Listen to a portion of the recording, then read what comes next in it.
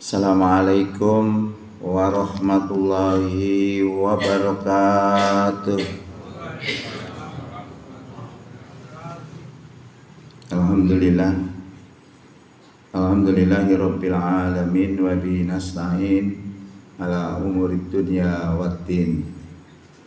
Wassalatu wassalamu ala asrofil anbiya'i wal mursalin wa ala alihi wa sahbihi ajma'in, amma ba'du.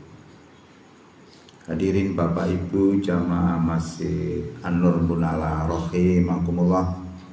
Syukur alhamdulillah di pagi hari ini kita bisa hadir untuk salat subuh berjamaah yang dilanjutkan dengan kultum dalam rangka menambah wawasan keislaman kita sekaligus untuk menambah keimanan kita. Mudah-mudahan kehadiran kita di pagi ini diterima sebagai amal soleh di sisi Allah Subhanahu wa taala. Bapak Ibu yang kami hormati, tanpa terasa puasa sudah meninggalkan kita 1 bulan lebih, dan juga tiba-tiba jamaah haji sudah berangkat. Ini artinya waktu begitu cepat. Jamaah haji ini berangkat kemarin, tidak salah dimulai tanggal 2 Mei. Itu sudah ada yang berangkat untuk menunaikan haji di tahun 2025 ini. Insya Allah haji ini kalau sama dengan Saudi itu haji akbar, karena diperhitungkan oleh Muhammadiyah itu jatuhnya pada hari Jumat. Nah, kalau hari haji akbar itu memang luar biasa, ada pahala yang lebih daripada biasanya. Hadirin rahimakumullah, kalau kita bicara masalah haji itu sebenarnya tidak lepas dari peristiwa Idul Adha. Nah, sebentar lagi juga Idul Adha sudah ditetapkan Muhammadiyah tanggal 6 Juni. Itu sudah hari raya Idul Adha. Nah, dari hari raya Idul Adha ini mesti kalau kita bicara keimanan, pemantapan keimanan, karena Nabi Ibrahim dan seluruh keluarganya itu sudah diuji oleh Allah dan lolos semua. Nabi Ibrahim diperintahkan untuk menyembelih, walaupun dalam mimpi yang disembelih itu anaknya, anak yang soleh. Kalau menyembelih musuh gampang. Ini menyembelih anak yang dicintainya. Lolos, dilaksanakan, walaupun pada akhirnya diganti oleh Allah dengan sebuah sembelihan yang besar. Ternyata itu adalah sebuah ujian. Ujian itu kecintaannya, bagaimana Ibrahim cintanya kepada Allah dibandingkan cintanya kepada keluarganya. Lolos. Ismail juga demikian, lolos. Ketika diberitahu akan disembelih, apa jawabnya? Jawabnya mengejutkan bulu kuduk kita. Dia bilang, ya abatif al matub maru satajiduni insyaallahu minas sabirin. Wahai bapakku, laksanakan apa yang Allah perintahkan kepadamu, niscaya engkau akan dapati aku termasuk orang-orang yang sabar, rela berkorban nyawanya.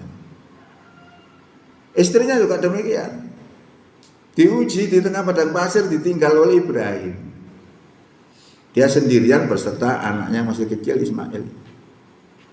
Ditanya tidak mau menjawab Ibrahim. Baru ketika, wahai Ibrahim, apakah ini adalah perintah Allah? Baru Ibrahim noleh. Iya betul, ini memang perintah Allah. Maka ketika itu jelas perintah Allah, maka istrinya bilang, kalau ini memang perintah Allah, maka Allah tidak akan mensia-siakan saya. Maka ditinggal oleh Ibrahim dan dia sendirian di situ, sehingga dia mondar-mandir. Barangkali ada orang, dia naik bukit Sofa ke Marwah, barangkali ada orang di situ, ternyata tidak didapati. Sampai 7 kali, maka menjadilah manasik haji itu syariatnya adalah namanya sa'i. Penyembelihannya juga demikian, diperintahkan kita untuk berkorban binatang-binatang yang memang sengaja untuk dikorbankan. Jadi itu yang dapat kita ambil pelajarannya, mengapa Ibrahim itu mampu melaksanakan perintah yang teramat berat. Ini luar biasa, satu keluarga lolos semua. Kadang-kadang anak istri itu bisa menjadi penghalang untuk taat kepada Allah.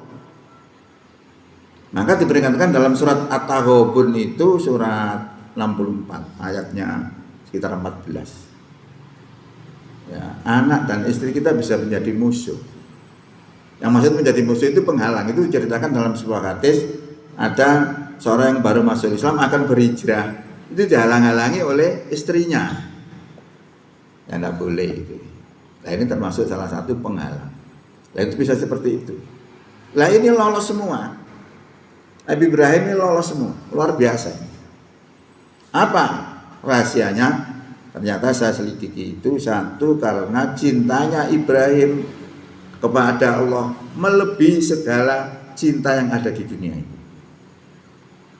Nah ini kalau kita acu dengan Quran itu pas.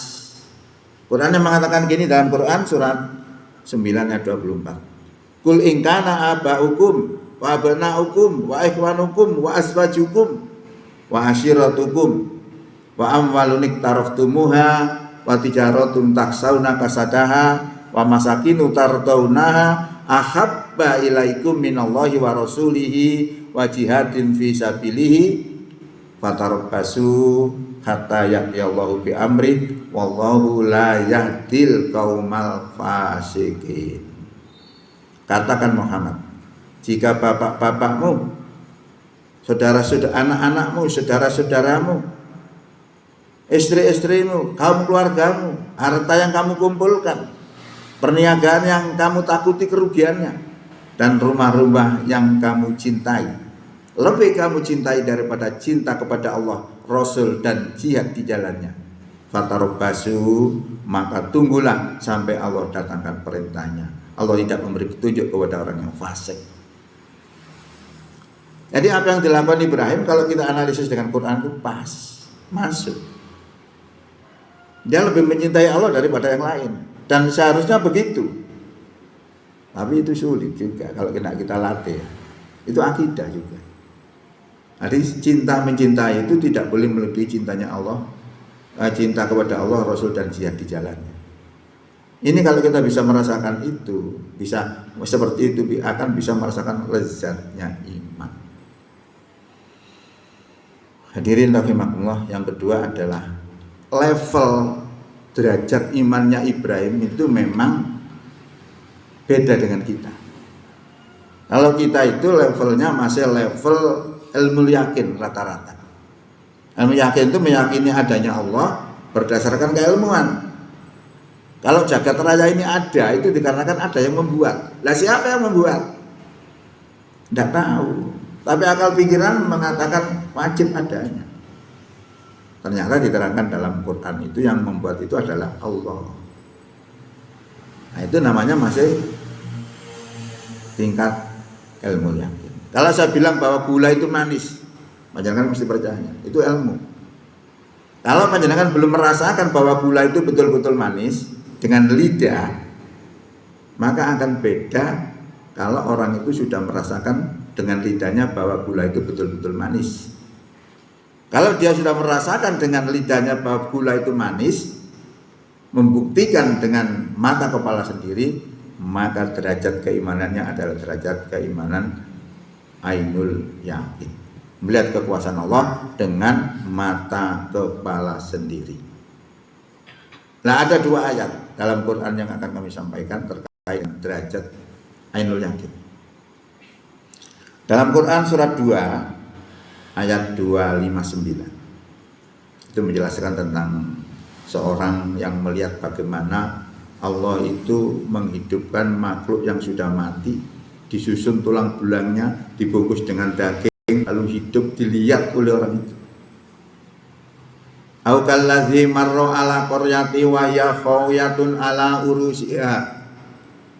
Atau seperti orang yang berjalan di suatu negeri, lalu negeri itu hancur roboh, gending-gendingnya tertindih oleh tembok. Qala ana yuhyi hadhihi lau ba'da mautiha. Lalu dia berkata, bagaimana Allah akan menghidupkan negeri yang sudah mati itu? Fa amatahu Allahu mi'ata amin summa ba'asa. Lalu Allah mematikannya selama 100 tahun, kemudian membangkitkannya kembali. Lalu ditanya, qala kam labista? Allah bertanya, berapa lama kamu tinggal di situ? Dia jawab, qala labistu yauman au ba'da yaum. Aku tinggal di sini sehari atau setengah hari. Fandur ila ta'amika wasarobika lam yatasanna wandur ila himarika. Perhatikan makanan dan minumanmu masih utuh. Ini gak masuk akal. 100 tahun kok masih utuh. Rong dina wis mampu hilang. Loh ini 100 tahun kok utuh. Seperti gak percaya. Lalu disuruh melihat himarnya. Setelah dilihat himarnya, ternyata himarnya sudah menjadi seonggok tulang. Lah ini masuk kalau ini. Lah ini kan terjadi kontradiksi. Yang satu sisi masih utuh, satu sisi sudah hancur. Itu adalah ayat-ayat Allah. Maka Allah katakan walina ja'alaka ayatal linnas. Kami jadikan itu sebagai tanda-tanda kekuasaan Allah bagi manusia. Wandur ilal idhomi kaifan nunsizuha. Perhatikanlah bagaimana kami menyusun tulang belulang itu. Sumanaksuha lahma, kemudian kami bungkus dengan daging. Dilihat oleh orang itu bagaimana Allah menghidupkan makhluk yang sudah mati tadi. Falama tabayyana lahu, maka tatkala jelas baginya, qala, dia berkata, a'lamu, aku ngerti, annallaha ala kulli syai'in qadir, bahwasanya Allah Maha Kuasa atas segala sesuatu.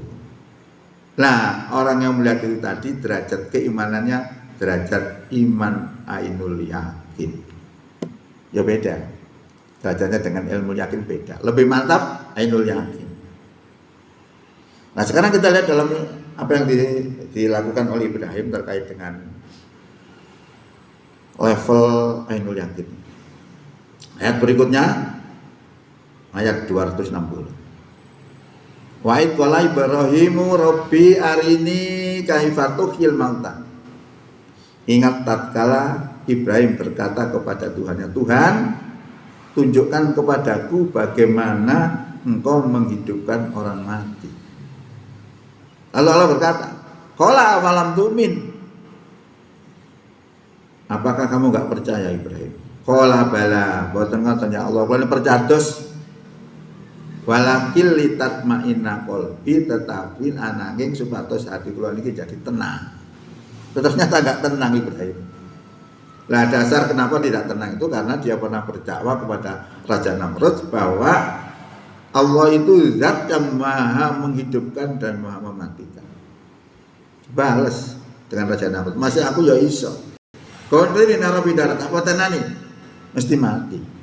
Tak jarno mesti urip. Dan ternyata mengganjal di hatinya. Ditanyakanlah kepada Allah. Maka setelah seperti itu disampaikan oleh Ibrahim seperti itu, maka Allah mengatakan, "Fakhud arba'atam minat toiri." Ambil 4 burung. Fasurhuna ilaika, lalu hancurkan olehmu. Jadi suruh ambil 4 burung, disuruh menghancurkan. Kalau dideplok nih mati. Kemudian letakkanlah burung yang sudah dihancurkan tadi di tiap-tiap gunung. Kalau lagi ini gunung Penanggungan, gunung Semeru, gunung berapi, gunung macam-macam. Ditempatkan semua di sana. Sumada'una, lalu panggillah mereka itu, yaktina kasahya, niscaya mereka akan datang kepada kamu dengan bersegera. Lah ini Ibrahim menyaksikan.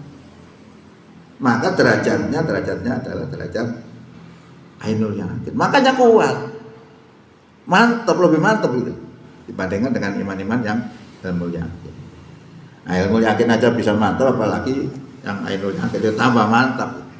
Itu salah satu beberapa hal kenapa Ibrahim mampu melaksanakan itu. Lah pertanyaannya, apakah kita tidak bisa seperti Ibrahim? Ya sebenarnya bisa, walaupun tidak sama. Ya, walaupun tidak sama, tapi kita bisa membuktikan bahwa makhluk yang sudah mati bisa hidup kembali. Karena ini juga ajaran agama itu begitu.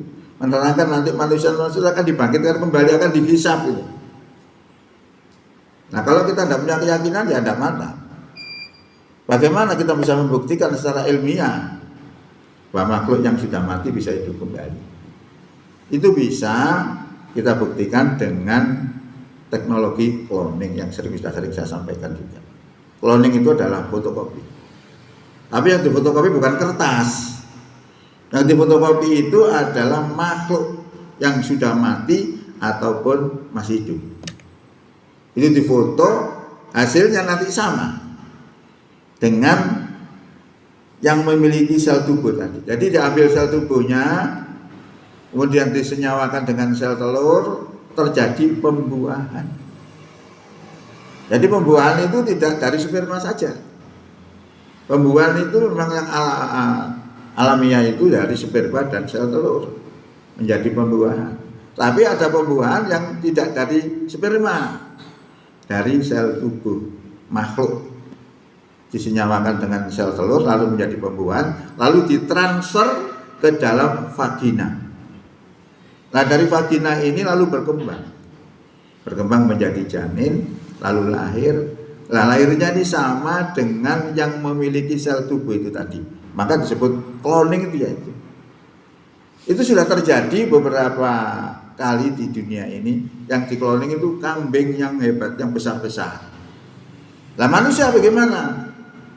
Manusia belum pernah terjadi cloning. Belum pernah ada manusia cloning. Karena apa? Ada larangan dari para ulama. Karena jadi masalah, nanti kalau ada manusia cloning, lah bapaknya siapa ini? Karena yang disebut bapak itu yang punya sperma. Nah ini tidak dari sperma. Nanti harusnya bagaimana? Jadi masalah, sehingga dilarang oleh para ulama untuk mengkloning manusia. Nah ini kemudian, kalau nanti pada hari kiamat itu ditiupkan trompet, keterangannya begitu. Lalu turun hujan. Lalu hujan itu mengandung sel telur. Lalu delewer nanggone kuburan. Terjadi peristiwa cloning. Teng pecudul.